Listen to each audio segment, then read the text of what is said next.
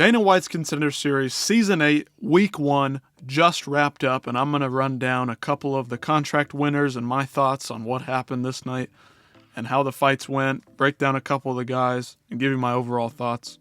Let's get it started. Lonnie Kavanaugh came in here and got a vicious first-round knockout. Jose Delgado came in and got a great second-round finish as well. Lopez with a finish as well, and Abdul Malik with a finish. Now, let's get started. Run in here with Lonnie Kavanaugh, the Chinese Brit, with a great first-round knockout, left hook, so fast you could barely see what happens. That's how impressive it was. I'm watching the fight. I'm seeing him. He's putting feelers out there, countering, getting some reads on the fight. Antoine Ho was a really highly touted prospect coming into this, coming out of kickboxing. He looked really solid, and one of my concerns with Lonnie Kavanaugh after this fight is how is his defense going to hold up against some of the fast boxing of a guy like Brandon Moreno or somebody like Brandon Royval, who's very long and very crafty and creative with his techniques. This fight was really fun from start to finish. They were hitting each other with big shots. You could tell they were hitting each other with big shots. This is the next generation of flyweight fighters in general, I think, when it comes to MMA. But Lonnie, man, he just looked crisp out there. You could tell that he was setting something up. You could tell he was trying to get a read, trying to get something going. He wasn't quite having a great time with the range. Good body shots coming in here, as you can see in this highlight clip. But man, he caught Ho charging in with his own hook. You can watch it here. Ready there, boom, and he just comes in, he steps in, he twists and turns with all his body weight on that left hook, kind of shovel, uppercut hook type of thing, and follows up with another right hand straight down the pipe. The right hand didn't even hit. I thought it was the right hand, but it was the left hook that had him coming, and he put him down, dude. He was down for 2 or 3 minutes. I was getting worried. The commentary team was getting worried that he was not going to get up. Thankfully, Antoine Ho got up. But Lonnie Kavanaugh is somebody to watch out for. He clearly has power in his hands. He's young and he's hungry.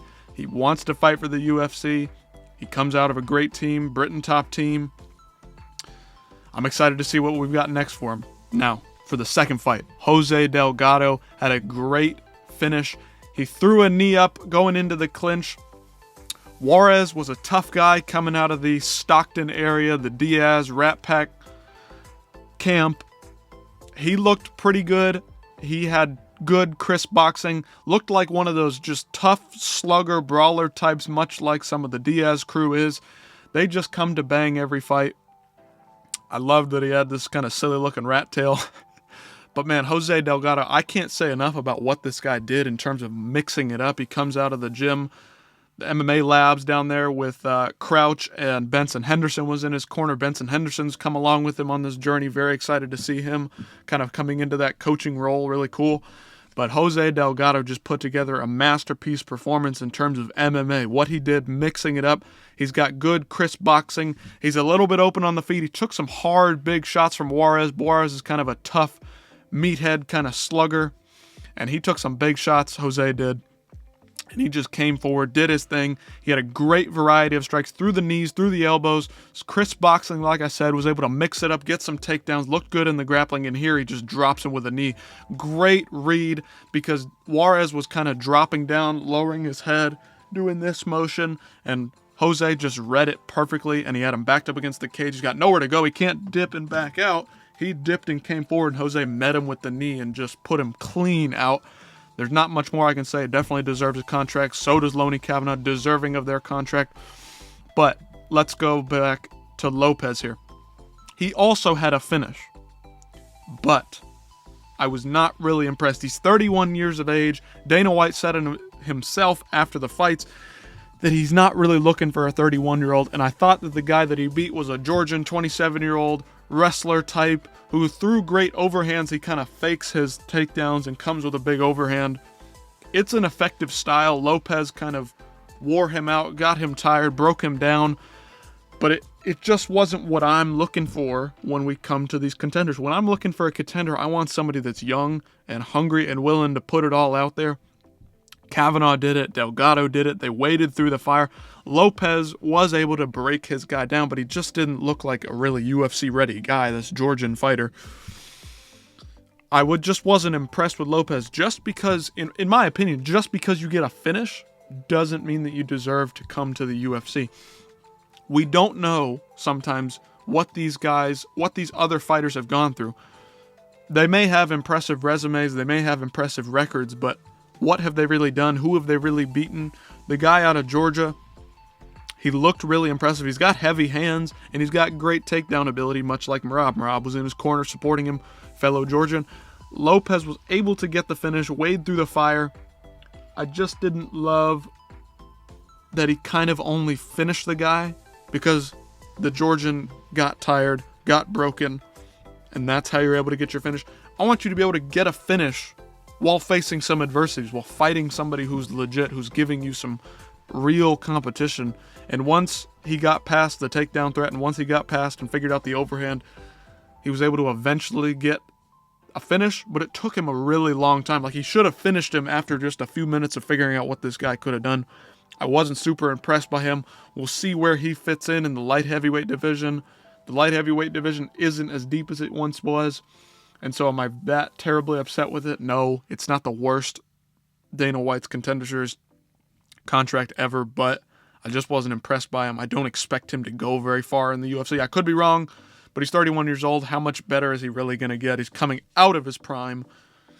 We'll see what happens. Good for him for earning a contract. Good, religious, faithful guy. Got a great story behind him. I'm excited to see maybe he can develop and put out some fun fights maybe, but I just wasn't impressed by him overall.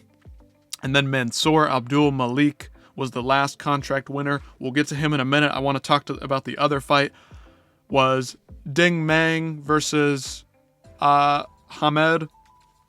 Not super impressive there either. Hamed had some good counter-striking ability. He was kind of had this Wonder Boy hands down, in and out kind of counter karate, taekwondo style. It was fun to watch. He was landing some good counter strikes, counter combos against Dang Ma. When Dang Ma would kind of come in, he was just tough, man. He had a great chin, Dang Ma did. Impressive, young, had a lot of fights on his career, well-experienced fighter. Hamed was able to beat him, but ultimately, in the third round, kind of started backpedaling, left something to be desired for sure. It's Dana White Contender Series. Get out there, bust your ass, and put on a good performance. He coasted the entire third round, and I know that's why they did not sign him. He took it on late notice. I understand he probably wasn't in great shape, but Jose Delgado took that fight on short notice, and again, finished the guy after taking some huge shots. He faced some adversity and got the win. Hamed versus Dang Ma, he coasted. He took it on late notice, yes, but he just coasted, and it just did not pay off for him. Didn't look good in terms of Dana White, Hunter Campbell, Sean Shelby, McMahon, or what they're looking for. Sorry, dude. If you don't show out and get a finish, you don't have to get a finish to win. You just have to be impressive, and he didn't do it. All right, Abdul Malik, the final fight, the main event versus Wes Schultz. Both guys came to bang. Wes Schultz is a bar brawler. Throw everything at you. Keep coming forward. He gassed out in the second round, but I'll give him credit. He was throwing up great submissions off his back. He's got a good ground game. And he threw some really fun strikes on the feet. He's a fun guy to watch, Wes Schultz. But Abdul Malik is just an athletic specimen.